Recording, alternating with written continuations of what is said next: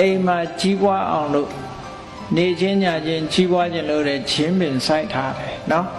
အကျဉ်းစီအောင်ခြင်းလို့တဲ့ကြံကြောင်းဖျားလှူထားတယ်နော်ပင်မမှာစိုးလို့တဲ့ပန်းသီးဖျားမတင်ဘူးတဲ့နော်အလောက်ကိုင်းတွေကဒီအောင်မြင်မှုတွေကြံ့ကြာလို့ဆိုပြီးတော့ကြာပန်းကိုဖျားမလှူဘူးဆိုအဲ့ဒါတွေဟာသူကမင်္ဂလာလို့ခေါ်တယ်နော်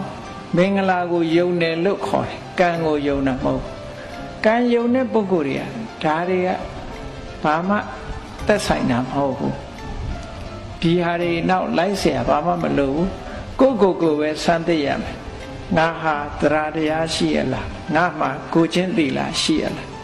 တရားတရားရှိပြီးကိုချင်းသီလပြည့်စုံငါမှဘုရားတရားတွေနဲ့ပတ်သက်ပြီးတော့ဘ ਹੁ တုတရှိရလားစွန့်ကြဲလှူဒန်းမှုဒါနကောင်းမှုတွေရှိရလားဘုရားတရားနဲ့ပတ်သက်ပြီးအကြောင်းအကျိုးအကောင်းဆိုးတွေကိုသိတဲ့အသိပညာမျိုးတွေရောငါမှဘယ်အတိုင်းတာရှိတယ်တတ္တာသီလသုဒ္ဓစာကပညာအဲ့ဒီ၅မျိုးရှိရလားငါမှဒါပဲလေ့လာရမယ်အဲ့ဒါလေ့လာလို့ရှင်ဆူတောင်းတာအောင်